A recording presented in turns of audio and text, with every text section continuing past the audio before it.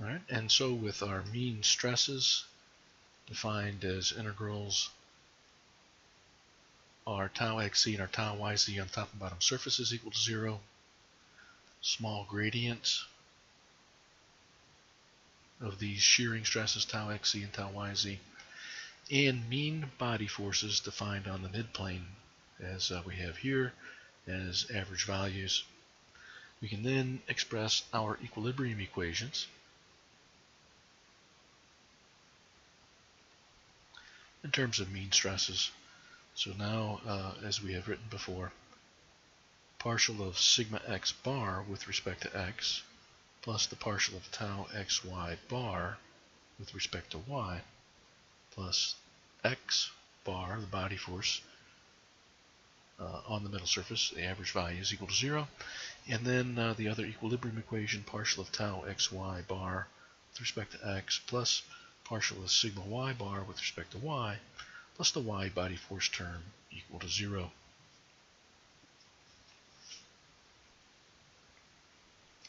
Well, now let's take a look at stress and strain relations.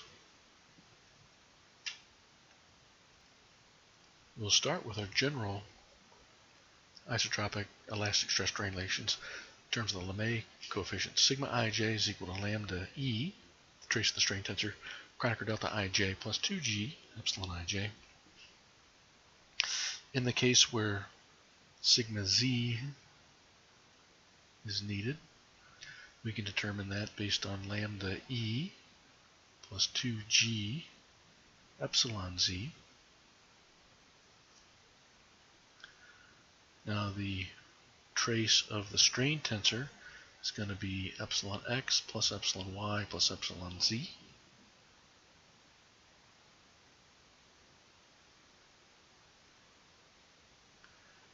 And for the case of generalized plane stress, epsilon z is the dependent quantity based on the other two quantities. Epsilon z would be equal to minus lambda over lambda plus 2g, epsilon x plus epsilon y,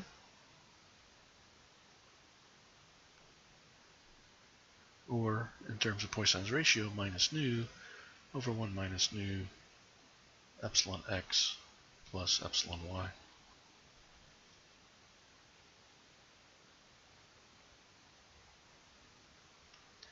We're going to do some manipulations. We're going to find sigma x is equal to lambda e plus 2g epsilon x. That's going to be lambda epsilon x, epsilon y, and epsilon z, trace of the strain tensor, plus 2g epsilon x. And we're going to do some further manipulations of this. We're going to group these terms in this fashion. We're going to have a lambda times an epsilon x and an epsilon y. And then we're going to have a minus lambda over lambda plus 2g epsilon x plus epsilon y. Okay, that's the epsilon z term that we just found from here. And then outside of the brackets, I'm going to have a plus 2g epsilon x.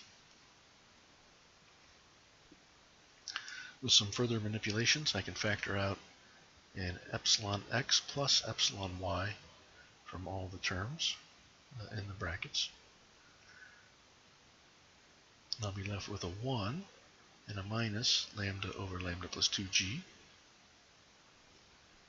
plus 2g epsilon x. And let's see if I have enough room to get the rest of this in here.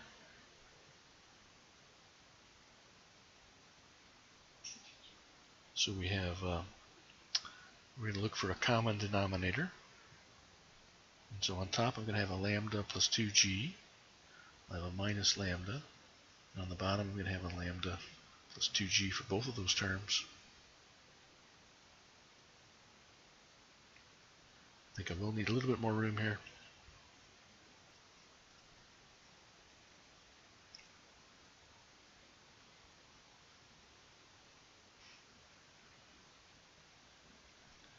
Now the lambda and plus lambda minus lambda on the top of this expression will cancel out.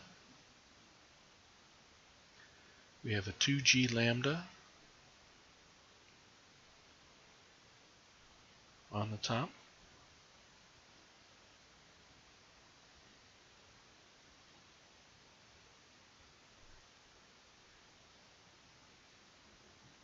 And then we have the lambda plus 2g on the bottom.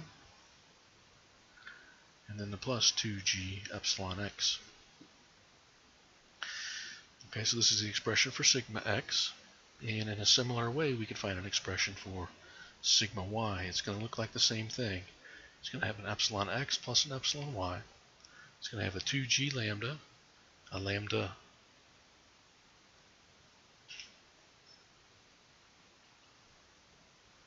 plus 2g on the bottom, and a 2g epsilon y. And finally, tau xy is going to look like this. It's going to look like g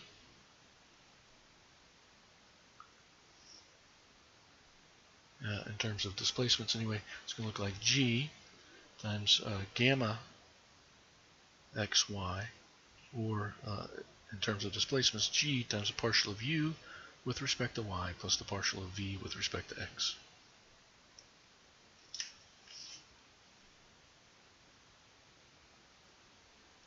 Now expressed in terms of the mean values, we can write these expressions for sigma x bar, sigma y bar, and tau xy bar, where I'm using a slightly different notation.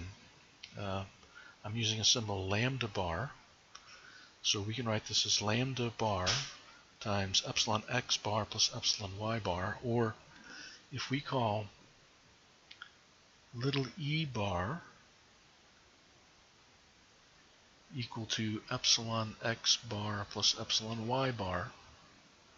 It's not the full trace of the strain tensor, but it's the sum of the two independent strain values, mean strains. Here I'm also using the substitution that lambda bar is equal to 2 lambda g over lambda plus 2g, which we saw where that came from on the previous page, or we can write it in terms of typical elastic constants E and nu as nu E over 1 minus nu squared. And then what we have are some very similar equations to what we had for plane strain. Let's rewrite those equations down for plane strain.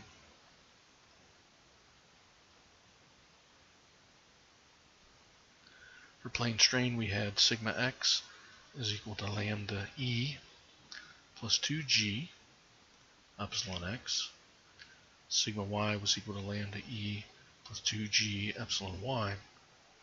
We had tau xy equal to g times partial of v with respect to x plus partial of u with respect to y. And so apart from these constants, in a little slightly different way that we've defined some of these terms, these equations look identical.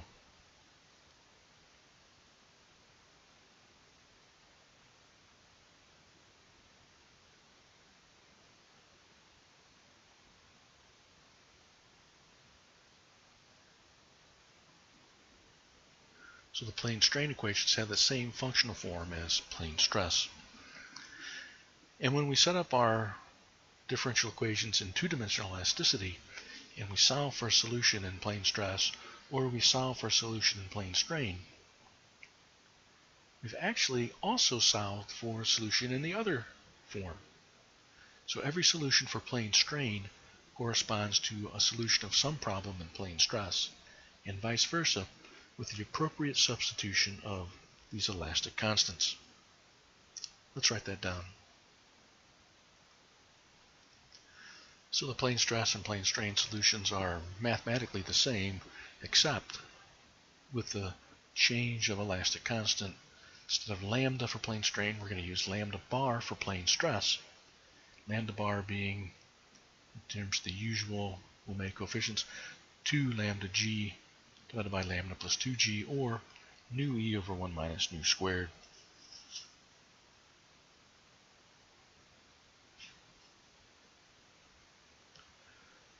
Alright, so this can be kind of a shortcut way to come up with new solutions. Sometimes the solution for plane strain may not have any physical significance, maybe a solution to the math, but it may not have any particular physical significance that we can recognize.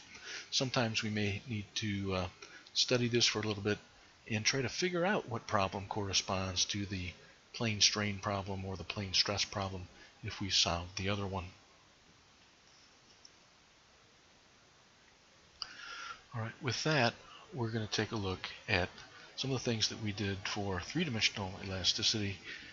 Would be to come up with a set of relations that combine equilibrium and compatibility together, and that'll give the basis for two-dimensional boundary value problems of elasticity. So we'll cover that in the next lecture.